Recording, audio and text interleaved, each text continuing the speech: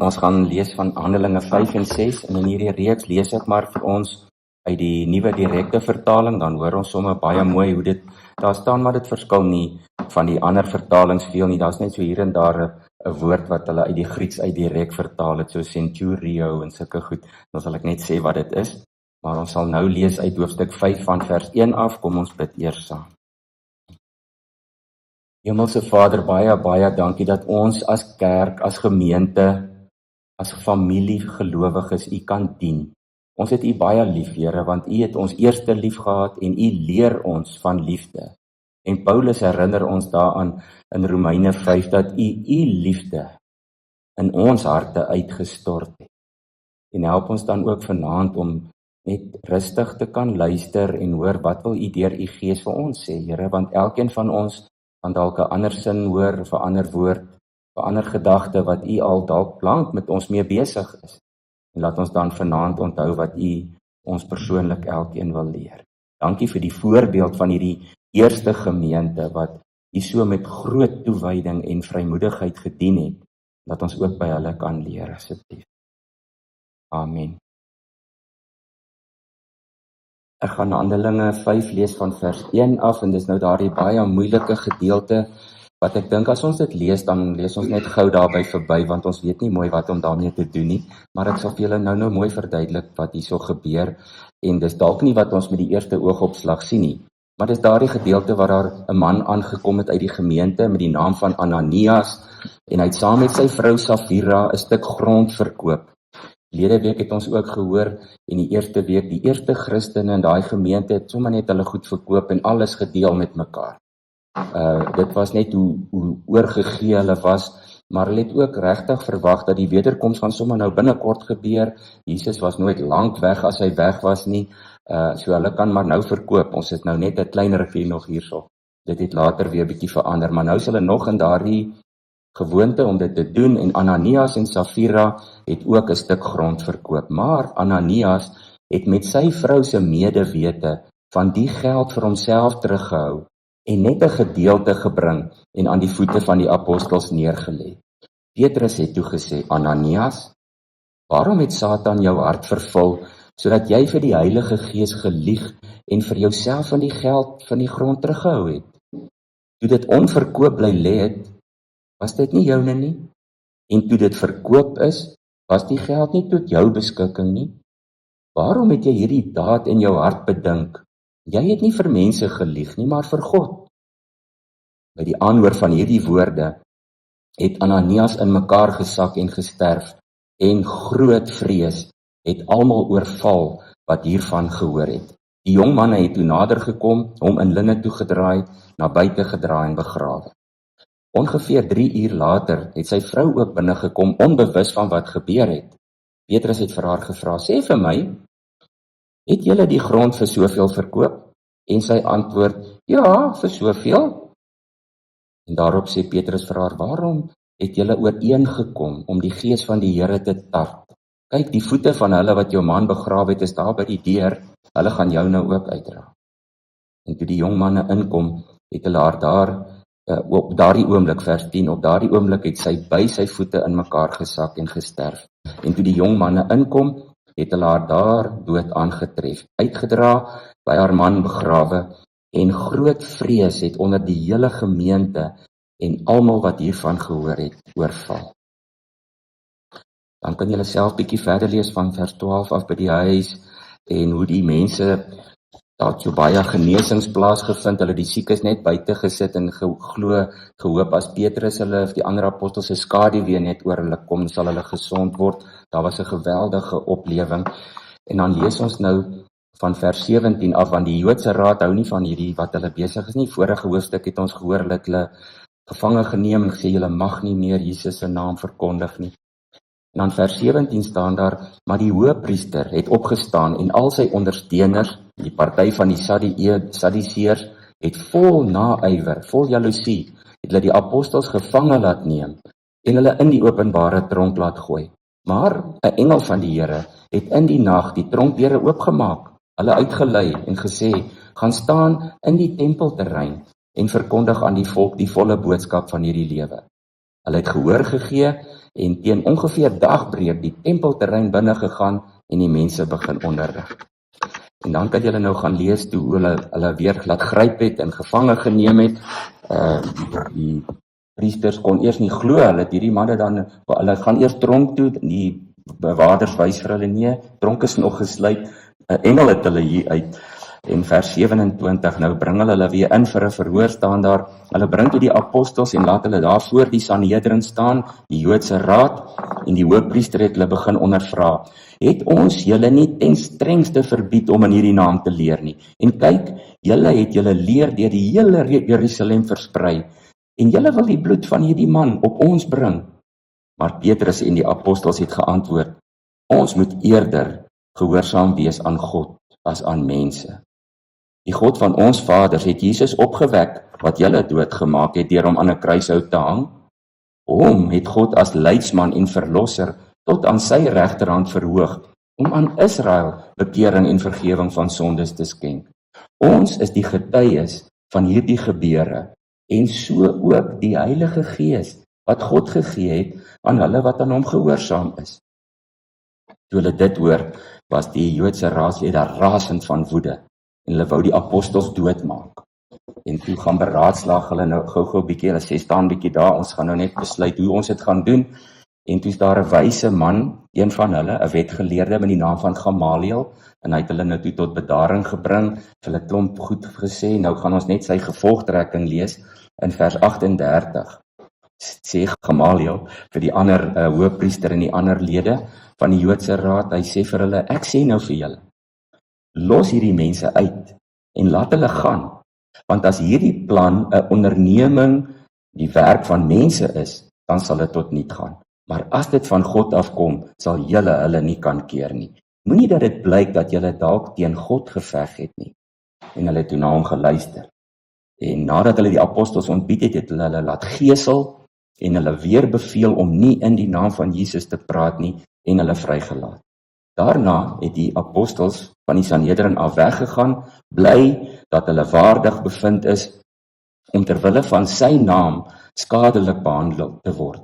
En boonop het hulle nie opgehou om elke dag op die tempelterrein en van huis tot huis onderrig te gee nie, en ook nie om die evangelie te verkondig dat Jesus die Christus is nie. Hulle het hulle glad nie gesteer aan daai dreigemente of die feit dat hulle gegeesel was daarvoor nie.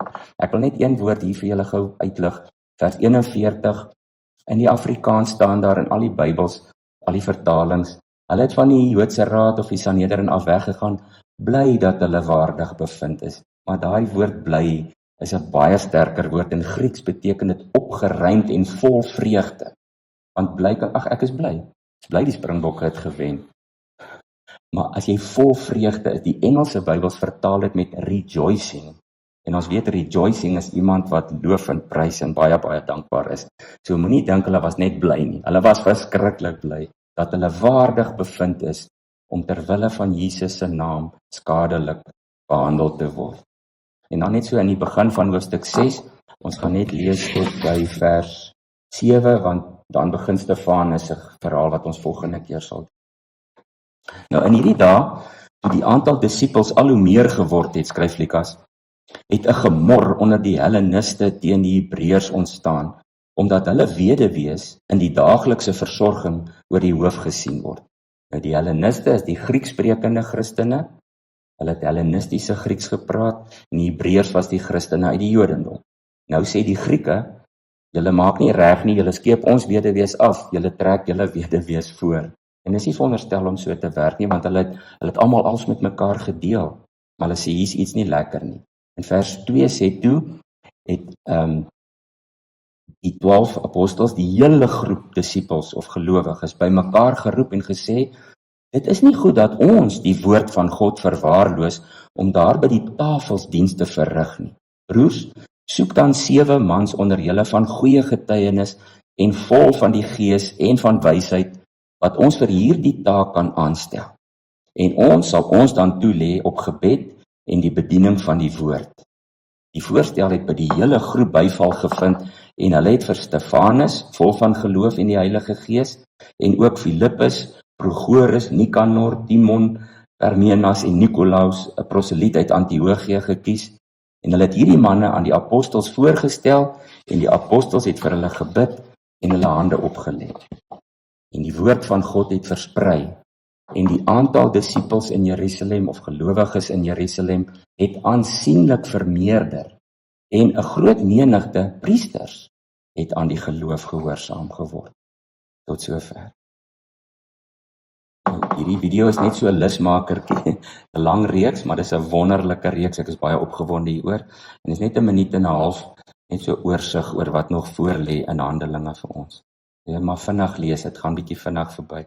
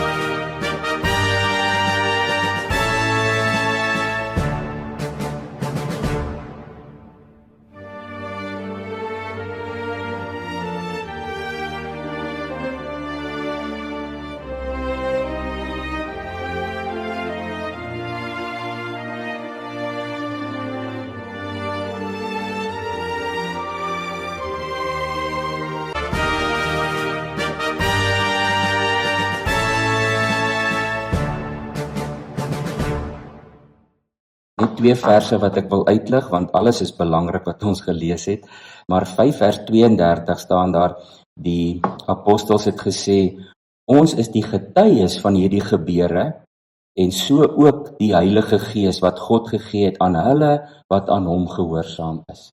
Hulle het die Sanhedrin gesê, julle het hierdie Jesus laat kruisig, maar God het hom laat opstaan, en ons is die getuies daarvan. En dan ons laaste vers wat ons saam gelees het ook, waar Lukas geskryf het, die woord van God het versprei, en die aantal disippels in Jerusalem het aansienlik vermeerder, en 'n groot menigte priesters het ook aan die geloof gehoorsaam geword. Net so 'n oorgang verlede week was waar ons gehoor het van al die mense wat goed gebring het, mededeelsaam en vrygewig was, en die gemeente het so aan die gang gekom, en nou is ons nog steeds in daai fase. So vandag gaan ons hierso 'n bietjie in hierdie 2 hoofstukke, net so hier en daar wat ons nou gelees het, 'n bietjie hoor hoe die vrymoedigheid waarvan ons gehoor het, want ons het gehoor die vorige keer toe Petrus en Johannes in die tronk gestop is, het dit vir hulle en die ander gelowiges nog groter vrymoedigheid gegee. Dit het hulle nie laat vlug of laat skuil of wegkruip nie, en hierdie mededeelsaamheid het ook toegeneem. Nou vandag in hierdie 2 hoofstukke hoor ons eintlik 3 goed in al hierdie baie verse wat ons gelees het, is dat ons leer by hierdie eerste gemeente hoe om opreg en eerlik met integriteit voor God te leef. Dis wat ons in daardie eerste gedeelte leer, en dan in die tweede gedeelte wil ek vir julle net weer wys hoe hierdie leiers en die ander gelowiges volhard het ten spyte van die teenkanting en die vervolging wat hulle ervaar het. En dan na die laaste gedeelte oor die diakens, hoe dat die Here vir hulle 'n slim plan gegee het om die bediening nog beter te struktureer.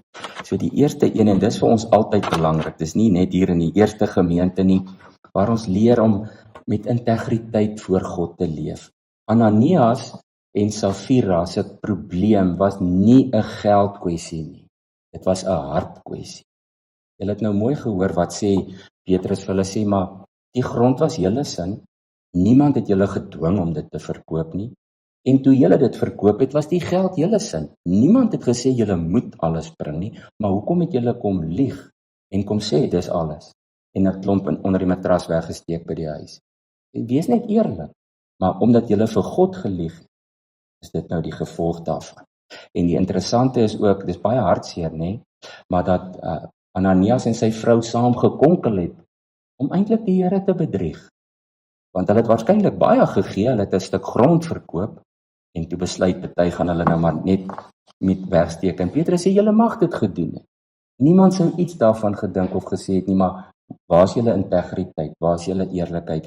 So ons moet nooit dink en mense moenie bang wees en sê, ek het nou vergeet om laas maand my dankoffer te gee of ek kon net die helfte gee. Dis nie waaroor dit gaan nie.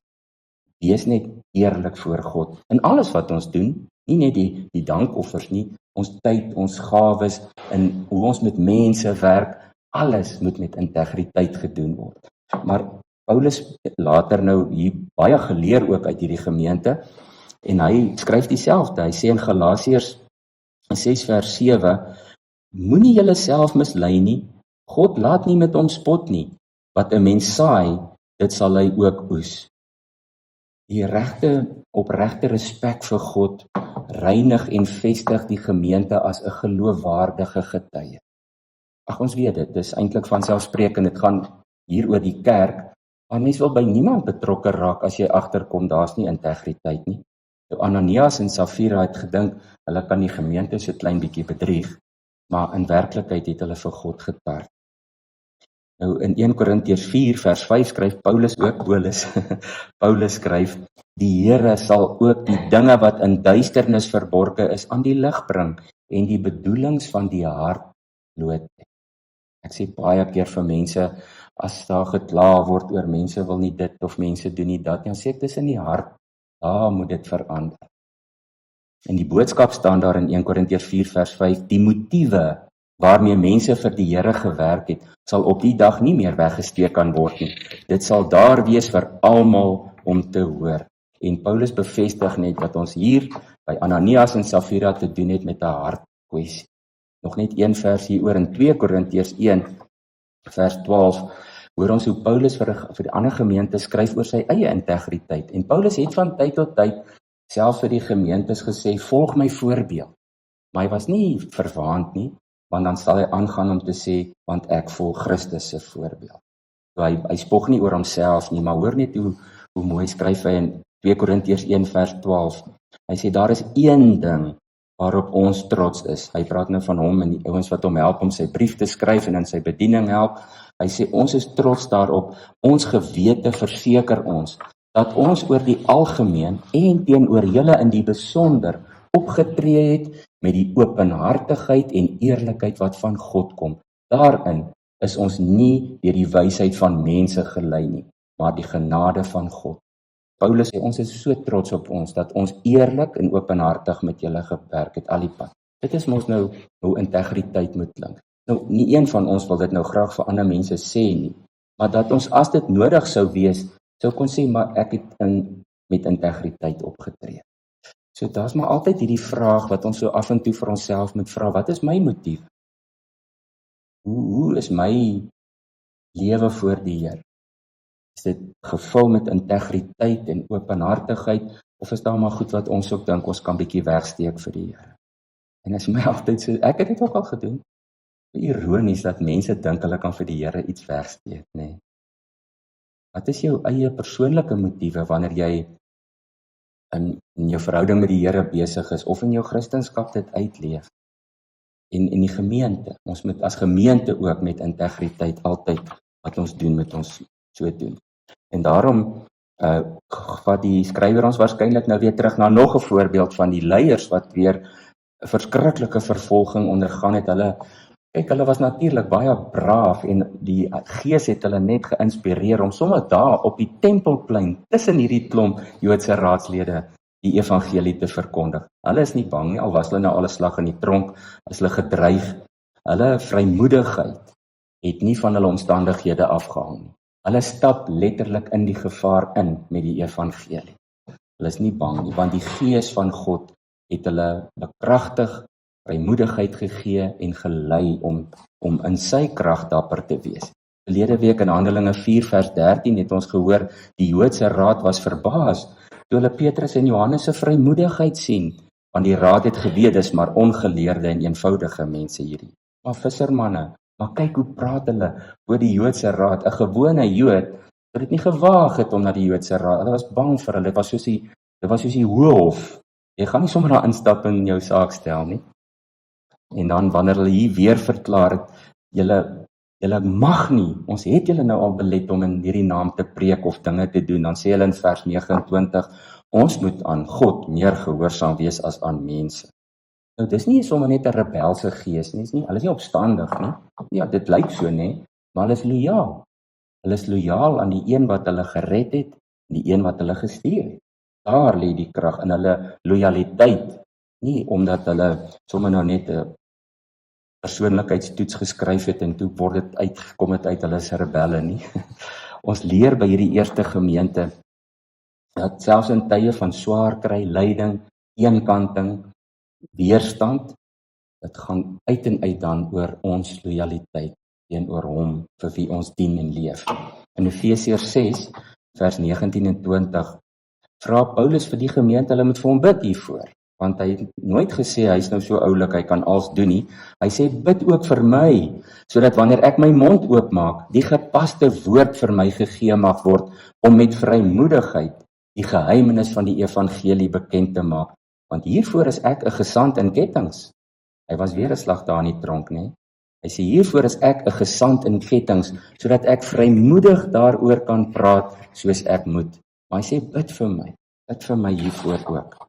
En in Filippense in hoofstuk 1 vers 12 tot 14 sê Paulus nou weer vir daardie gemeente, hy is daar ook in die tronk toe hy die brief skryf. Hy sê julle moet weet broers en susters, dat dit wat met my gebeur het gelei tot die bevordering van die goeie nuus. Hy sê moenie julle so kwel dat ek opgesluit is nie. Hy sê dit het vir almal hier, ook vir die soldate en vir die paleiswag duidelik geword dat ek in die tronk is ter wille van Christus. En die meerderheid medegelowiges hier is so deur my gevangenskap en hulle vertroue in die Here versterk, dat hulle al hoe meer waag om die boodskap van God te praat sonder om bang te wees. Hy sê moenie in die omstandighede en die teëspoed vaskyk in die kettinge nie, sien wat die Here doen daardeur. Nou sulke erge vervolging, soos met Petrus en Johannes en later met Paulus, ons kry dit nie so direk. Ek meen, ons weet dit nou, ons is nie in die tronk wanneer ons hieroor praat, maar ons kry 'n ander soorte teenkant, weerstand. Sal ons dan ook dit kan regkry om vir mense te sê, dit pla my nie, hierdie teenstand, hierdie oppositie, hierdie vervolging pla my nie, want kyk net wat is die goeie wat hier uit na vore kom. Of sal dit ons dalk laat terugdeins en laat stil bly en sê nee, ek sal maar liewer by die volgende braai nie weer oor Jesus praat nie, want die manne hou nie daarvan as ek dit doen nie.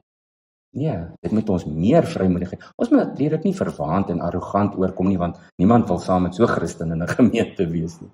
Maar ons mag nie ons vrymoedigheid prysgee.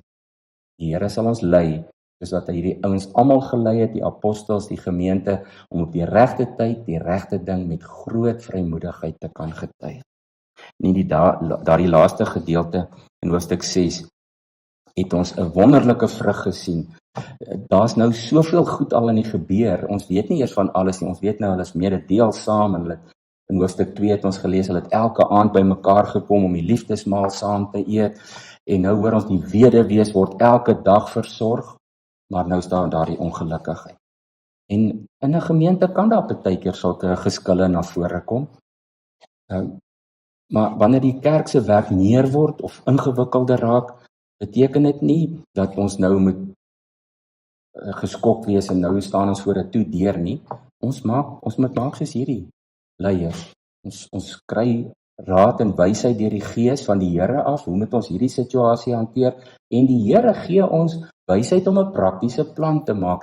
En dit was so vir my so wonderlik dat daardie plan word tot vandag toe nog in alle kerke gebruik. Hierdie spesifieke gawes kan nie daai werk doen nie. Hulle is afgesonder vir gebed en vir die bestudering van die woord. En daarom sê die apostels, ons kom nie nog daar by die weduwees ook almal uit nie, dis hoekom hulle voel hulle word afgeskeep. Ons kan nie al hierdie goed doen nie. Want ons het ook gelees, daar was letterlik duisende mense in daai eerste gemeente. Nou gaan die apostels nie net ophou nie, hulle gaan nie abdikeer nie, hulle delegeer. Hulle sê, kom ons kry mense wat geesvervuld is, maar wat dit kan doen, en wat dit wil doen, en wat die gawe het, wat omgee vir ander mense. Het gaan ook nie nou sommer net die eerste 7 op die alfabetiese lys vat nie. Dis 'n gebedssaak. En dan is my ook interessant, die gemeente was groot, daar was baie bekeerlinge. Die apostels het nie een van hierdie 7 geken nie, want daar staan hulle het hierdie 7 gebring, ons het ook nog nooit hulle name gehoor nie, en daarna ook nie weer nie. Weet nou, het julle al ooit weer gelees van Nikanor? Ek is bly, ek het nie my seun Nikanor genoem nie, maar het is ook nie 'n slegte naam vir 'n hond nie, nee. Nikanor kan knor.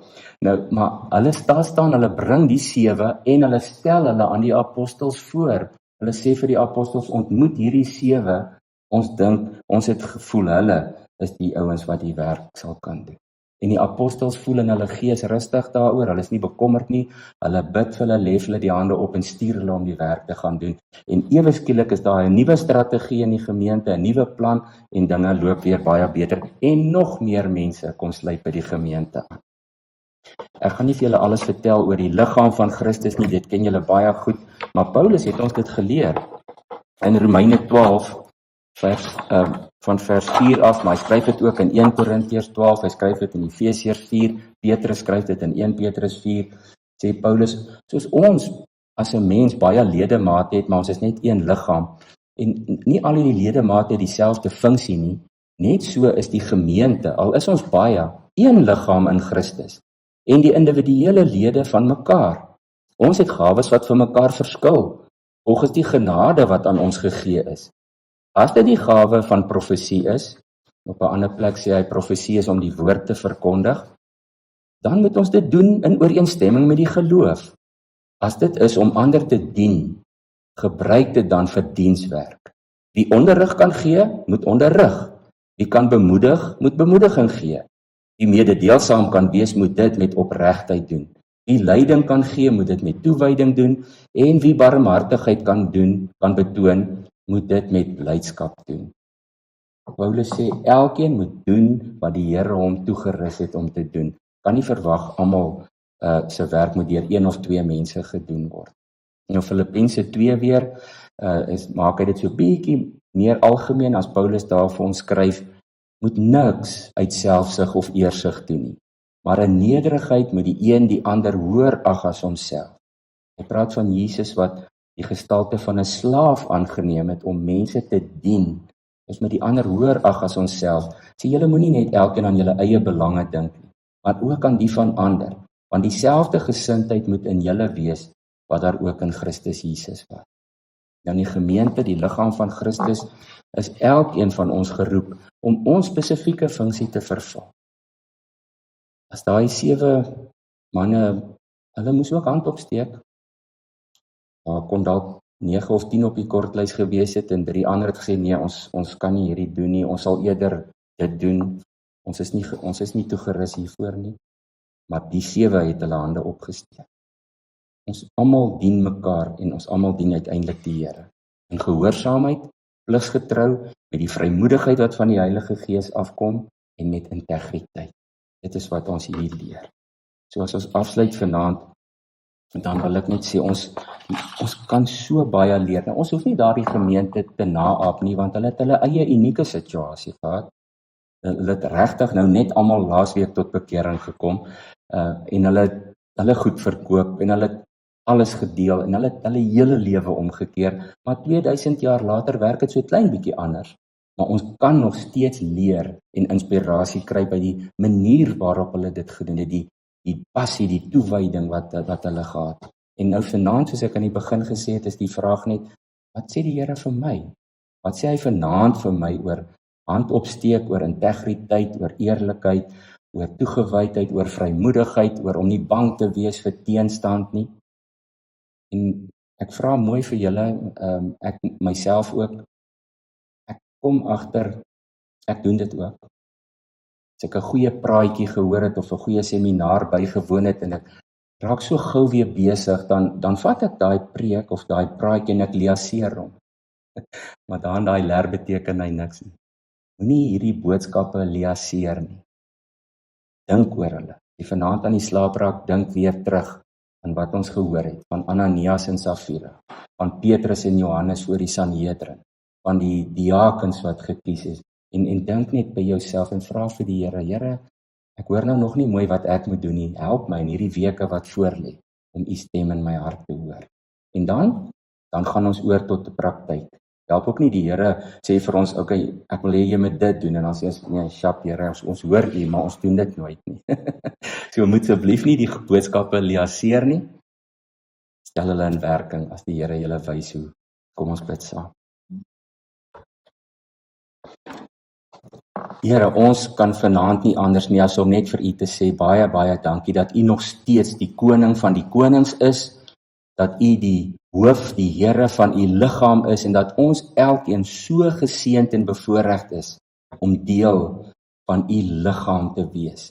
Dat ons uit u groei, en dat ons teruggroei na u toe, as 'n eenheid, as 'n familie waar ons mekaar kan dien, en waar ons met vrymoedigheid, in 'n moeilike wêreld, ons lig kan laat skyn. U lig kan weerkaats na ander mense toe. Help ons elkeen om dit altyd met vrymoedigheid, met waagmoed, met omgee liefde, met diensbaarheid en met groot integriteit te doen. Ons vra dit in u naam alleen. Amen.